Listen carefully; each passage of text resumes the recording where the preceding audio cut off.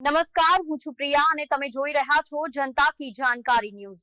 નજર કરીએ આજના સમાચાર ઉપર। ડીસા મામલતદાર કચેરીમાં સરકારી સાધનોની બેદરકારી, લાખોનો ખર્ચ પાણીમાં।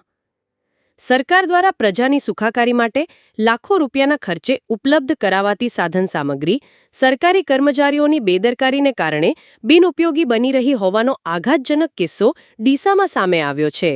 ડીસા મામલતદાર કચેરીની અગાસી પર લાખો રૂપિયાના સરકારી સાધનો વરસાદ અને તડકામાં ધૂળ ખાઈ રહ્યા છે, જે સરકારી તંત્રની ઘોર બેદરકારી દર્શાવે છે।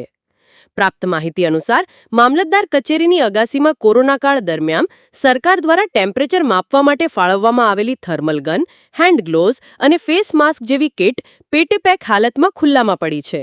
આમાંથી મોટાભાગની કિટ તો સીલબંધ છે અને તેના કવર પણ ખોલવામાં આવ્યા નથી। લોકોના સ્વાસ્થ્ય અને સુરક્ષા માટે ફાળવવામાં આવેલી આ કિટ્સનો ઉપયોગ થયો ન હોવાથી તેનો હેતુ માર્યો ગયો છે। આ ઉપરાંત કોમ્પ્યુટરના સાધનો જેવા કે પ્રિન્ટર, મોનિટર, સીપીયુ, કીબોર્ડ અને હાર્ડ ડિસ્ક જેવી ચીજવસ્તુઓ પણ રિપેરિંગ કરાવવાની જગ્યાએ ખુલ્લામાં ફેંકી દેવામાં આવી છે। વરસાદ અને ગરમીના કારણે આ લાખો રૂપિયાની સાધન સામગ્રી સંપૂર્ણપણે બિનઉપયોગી બની ગઈ છે। જો સમયસર આ સાધનોનું સમારકામ કરવામાં આવ્યું હોત તો સરકારના હજારો રૂપિયા બચી શક્યા હોત।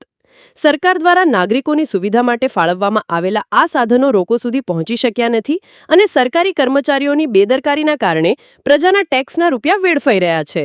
આ ઘટના સરકારી તંત્રની નિષ્ક્રિયતા અને જવાબદારીના અભાવને ઉજાગર કરે છે। પ્રજાના પૈસાનો આ રીતે વ્યય થતો અટકાવવા માટે સરકારે ગંભીરતાથી ધ્યાન આપવું અત્યંત જરૂરી છે। રિપોર્ટ ભરત ઠક્કર, ડીસા, બનાસકાંઠા।